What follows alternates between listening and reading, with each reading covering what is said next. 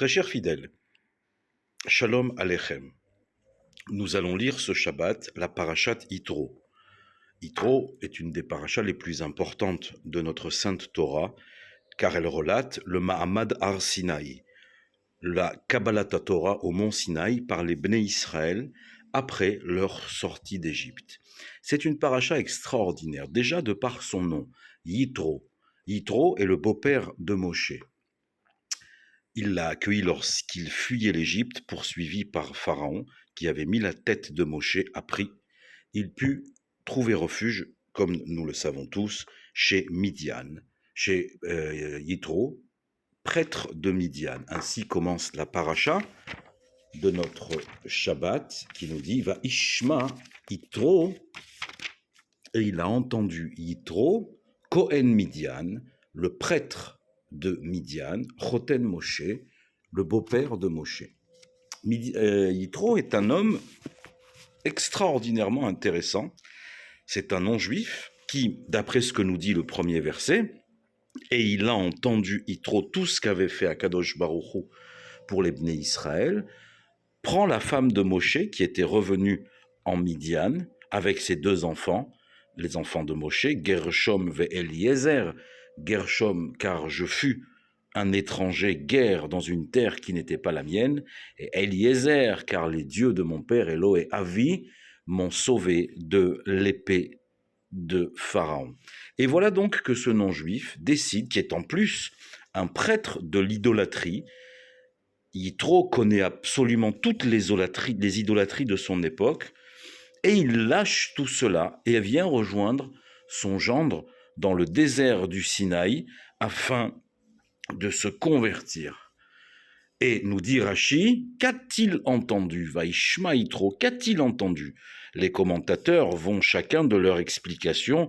Pour certains, il a entendu l'ouverture de la mer des gens, Kriyat Yamsouf, que nous avons lu la semaine dernière dans Béchalar. Pour d'autres, c'est la victoire extraordinaire des Bnei Israël sur Amalek, la puissante. Pour d'autres, c'est les plaies. En tout état de cause, cet homme-là ne peut pas rester insensible à ce qu'il entend.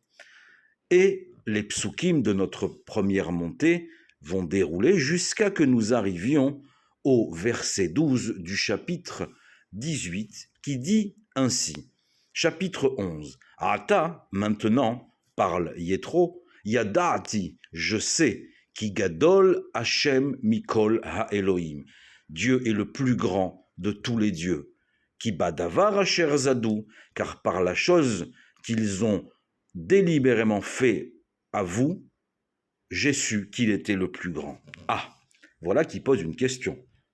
Si tu me dis que tu es venu dans le désert, parce que tu as entendu Yamsouf, c'est-à-dire l'ouverture de la mer, parce que tu as entendu les plaies, parce que tu as vu la victoire, alors pourquoi Yitro attend-il le 12e verset de ce chapitre pour dire « Maintenant, je sais que Dieu est le plus grand ».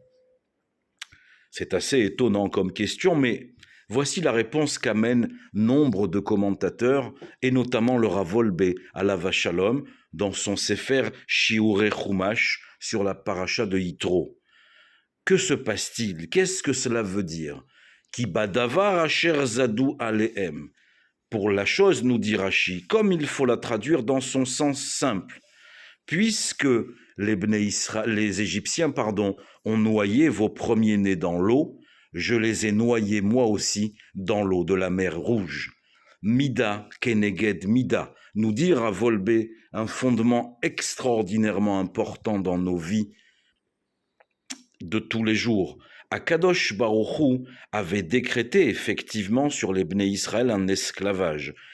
L'Égypte se porta volontaire. L'ange de l'Égypte dit « Moi, je suis prêt à accomplir la mitzvah d'Hachem, puisque c'est une mitzvah pour l'Égyptien de nous mettre en esclavage. » Très bien. Mais que dit Pharaon? Pharaon dit « Abba nitra kembo » nous allons réfléchir comment déraciner ce peuple, comment l'éliminer.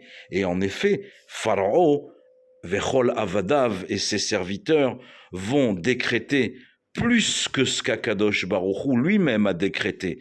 Il avait décrété un esclavage, il n'avait pas décrété une extermination, il n'avait pas décrété une Shoah.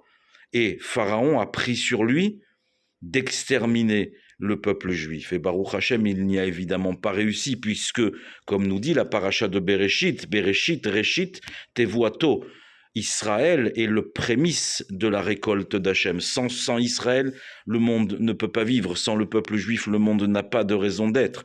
Et nous allons dans cette paracha, comme je le disais au début, vivre un des éléments extraordinairement fondateurs de notre peuple, la Kabbalat Torah, la réception le don de la Torah par Dieu à Moshe et de Moshe au Bnei Israël. Mais regardez, Ki badavar asher zadou alehem, par la chose que les Égyptiens vous ont volontairement fait, délibérément, sans qu'Akadosh Baruch Hu ne le demande. Pharaon est allé au-delà du décret, alors Akadosh Baruch Hu est allé au-delà de la punition. Car il a dit à Avraham, « Et quand vous sortirez d'An Anochi, je jugerai la nation qui vous mettra en servitude, et il va les juger. Et comme nous le disons dans la Shira, chaque Égyptien sera noyé en fonction de la méchanceté qu'il a exprimée vers son esclave juif. Certains sont morts tout de suite, entre guillemets, par une mort rapide et légère, mais d'autres ont été tourmentés, comme des fétus de paille. Dans l'eau, ils furent balancés de droite et de gauche, et leur mort fut un calvaire. Le Rav Wolbe nous dit dans Shiurei Chumash, de là nous apprenons la Hashgacha Pratit, la bienveillance personnelle. Dieu connaît toutes ses créatures. Il n'y en a pas une sur terre qu'il ne connaisse pas et avec qui il n'est pas en relation. Ça, c'est quelque chose pour nous de fondamental, car Akadosh Baruch Hu se comporte avec nous comme nous nous comportons nous-mêmes. Mida, Keneged Mida, mesure pour mesure. C'est un grand principe que nous révèle le Rav Wolbe à l'image et à la lumière de ce Passouk 11 du chapitre 18. Maintenant, je sais, comme Dieu est le plus grand de tous les dieux, parce que par le comportement des Égyptiens, j'ai compris que Dieu sait qui je suis, il sait ce que je fais, et il me donne en fonction de ce que je fais. C'est marqué dans le traité de Brachot. Quand un homme vit des souffrances, il doit fouiller dans ses actions. Souvent, la punition ou la souffrance ou l'épreuve, appelons ça comme nous voulons, est liée à nos agissements. Souvent, il y a quelque chose à comprendre dans cette épreuve que nous donne Akadosh Baruch Hu.